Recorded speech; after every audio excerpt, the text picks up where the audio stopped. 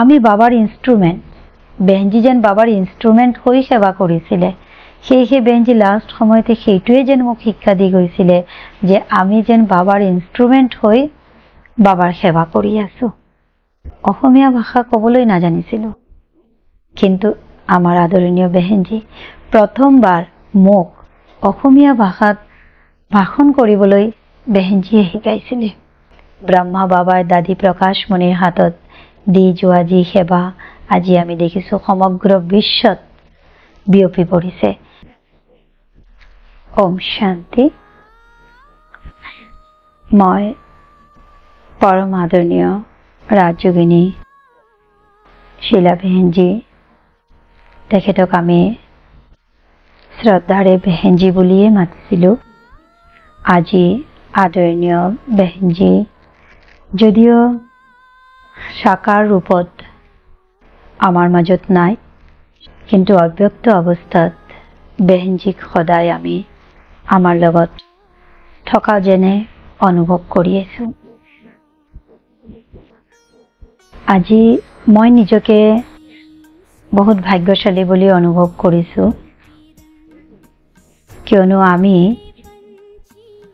বিশেষকৈ আমি আমাৰ উত্তৰ পূৰ্বাঞ্চলৰ সকলো ভাই ভনীৰ হৈ মই ক'ব বিচাৰোঁ যে আমি সাকাৰ ৰূপত আমাৰ যজ্ঞ পিতা প্ৰজাপিতা ব্ৰহ্মা বাবা আৰু মাতেশ্বৰী জগদম্বা সৰস্বতীক যদিও সাকাৰ ৰূপত পোৱা নাই, কিন্তু সাকাৰ ৰূপত তেখেতৰ পালনা লোৱা আমাৰ আদৰণীয় বেহেঞ্জিক আমি পাইছোঁ।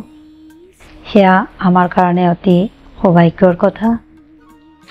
আৰু আমি বেহেঞ্জিৰ জীৱনত, বেহেঞ্জিৰ প্ৰতিটা কৰ্মত, ব্যৱহাৰত, সেৱাত, সকলো ক্ষেত্ৰত বেহেঞ্জিৰ পালনা, এই সকলোতে আমি অনুভৱ কৰিছোঁ যেন মামা বাবাই দি যোৱা পালনা আমি বেহেঞ্জিৰ পৰা উপলব্ধি কৰিছোঁ।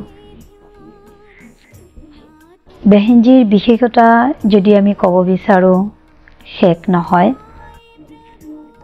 বাবাই দিয়া প্ৰতিটি শিক্ষা বা জ্ঞান বুলি আমি ক'ব পাৰোঁ, বা বাবাৰ শ্ৰীমত, যাক সম্পূৰ্ণৰূপে নিজৰ জীৱনত তেওঁ ধাৰণ কৰি আজি উত্তৰ পূৰ্বাঞ্চলৰ সকলো ভাই ভনীলৈ তেখেতে নিজৰ জীৱন উৎসৰ্গা কৰি সকলোৰ জীৱন গঢ় দিয়াৰ বাবে আজি তেখেতে সম্পূৰ্ণৰূপে সমৰ্পণ কৰিছিলে নিজকে। আৰু সেই সমৰ্পণৰ ফল আজি আমি প্ৰত্যেকে দেখিবলৈ পাইছোঁ। মাথো উত্তৰ পূৰ্বাঞ্চল বুলিয়ে নহয়, বাংলাদেশলৈকেও তেখেতে এই সেৱা আগবঢ়াই গৈছে। আৰু এই সেৱাৰ মূলতে আছিলে তেখেতৰ যি নম্ৰচিত ব্যৱহাৰ, নিৰ্মাণ স্বভাৱ, আৰু সৰু ডাঙৰ সকলোকে যি আন্তৰিকতাৰে আঁকোৱালি লোৱা, এই যে ভাৱনা, প্ৰত্যেকৰ প্ৰতি তেওঁৰ যি স্নেহ আছিলে বা মৰম আছিলে, সকলোৰে মংগলৰ বা কল্যাণৰ উদ্দেশ্যে তেওঁৰ মনত যি শুভ ভাৱনা বা শুভ কামনা আছিলে, কোনোবাই ভুল কৰিলেও তেওঁ আছিলে ক্ষমাশীল।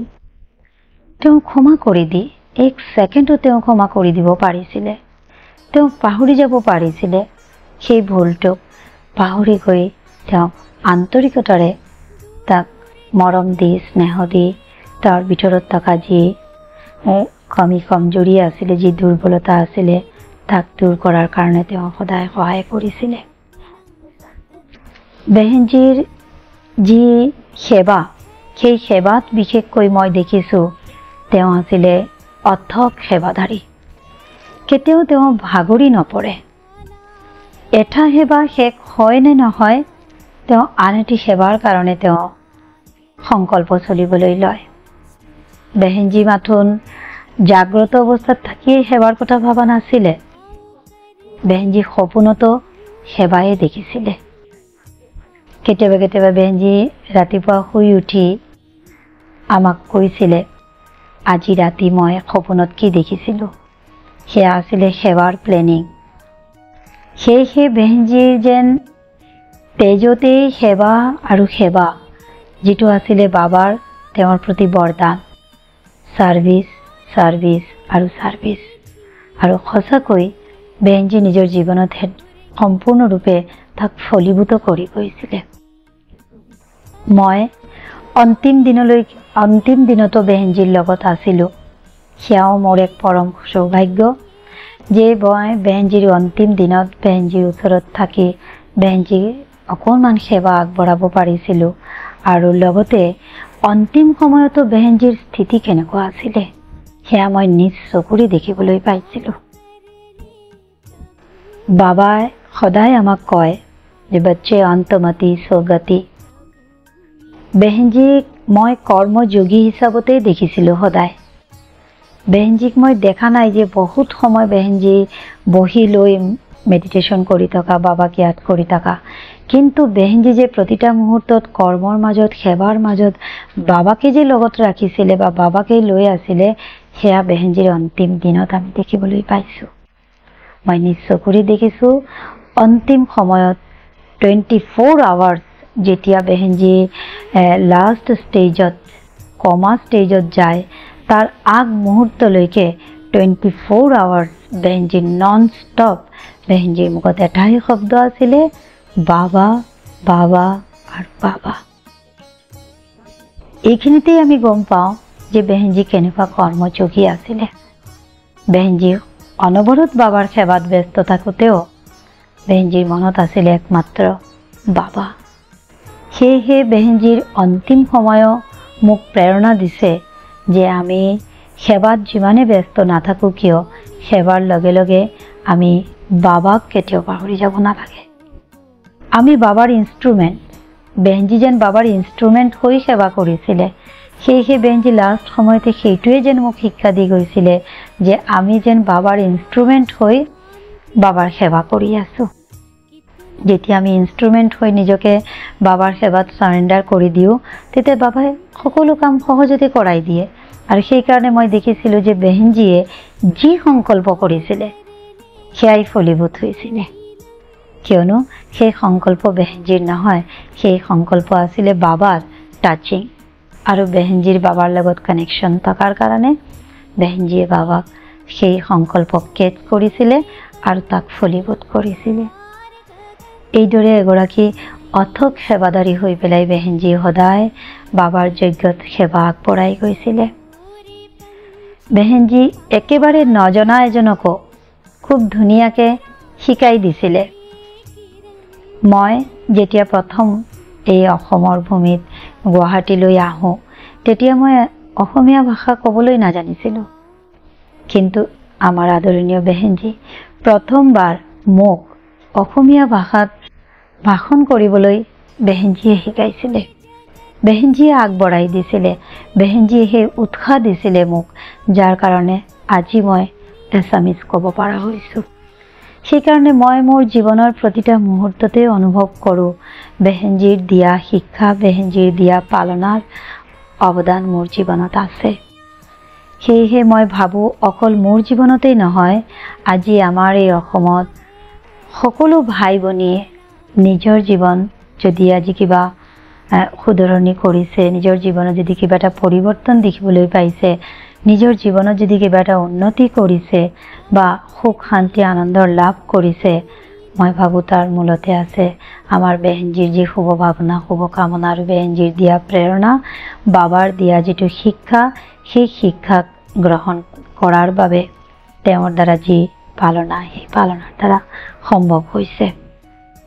সেয়েহে এনেকুৱা এগৰাকী বেহেনজীক আমি কেতিয়াও পাহৰি যাব নোৱাৰোঁ।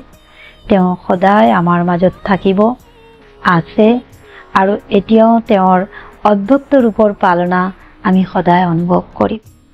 আৰু মই ভাবোঁ বেহেনজীক আমি সকলোৱে আমাৰ তৰফৰ পৰা বেহেনজীক যদি আমি শ্ৰদ্ধাঞ্জলি অৰ্পণ কৰিব বিচাৰোঁ, সেয়া হ'ব তেখেতে দি যোৱা যি শিক্ষা, তেখেতে ৰাখি যোৱা যি সেৱা, এই সকলোবোৰত আমি এতিয়াও ঠিক যেনেদৰে আগতে আমি বেহেনজীৰ লগত বেহেনজীৰ প্ৰতিটা কথাত আমি হাজি কৰি সেৱাত আগবাঢ়ি আহিছিলোঁ, সহযোগ দিছিলোঁ, সেয়া বেহেনজীক দিয়া নাছিলোঁ, আমি বাবাক দিছিলোঁ।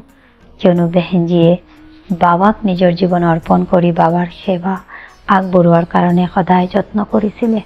সেয়েহে আজিও যদি আমি বেহেনজিৰ কথাখিনি মনত ৰাখি পেলাই সেৱাত আগবাঢ়ি যাওঁ।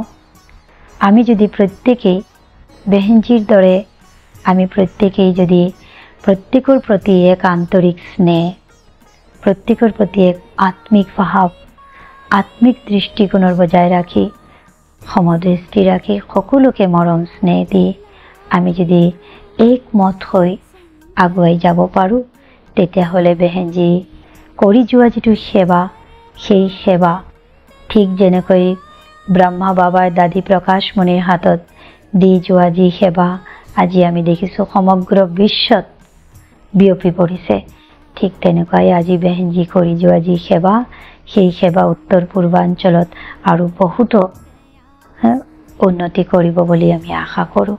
সেইকাৰণে এনেকুৱা এগৰাকী ত্যাগী তপস্বী বাবাৰ অথক সেৱাদাৰী আদৰণীয় বেহেনজিক মোৰ তৰফৰ পৰা মোৰ সশ্ৰদ্ধ প্ৰণাম মই তেখেতক জনাইছোঁ। আৰু মই সদায় তেখেতে দিয়া শিক্ষাখিনিক নিজৰ জীৱনত গ্ৰহণ কৰি ব্যৱহাৰ কৰাৰ কাৰণে যত্ন কৰিম বুলি পেলাই মই বাবাৰ ওচৰত বা আদৰণীয় বেহেনজিৰ ওচৰত মই সদায় প্ৰতিজ্ঞাবদ্ধ হৈছোঁ। মই কৰিম আৰু বেহেনজিৰ প্ৰেৰণা সদায় মোৰ লগত আছে। মই ভাবোঁ অন্তিম সময়তো বেহেনজি মোক বহুতখিনি শক্তি, সাহস বা প্ৰেৰণা দি গৈছে আৰু আগলৈও দিব। ওম শান্তি।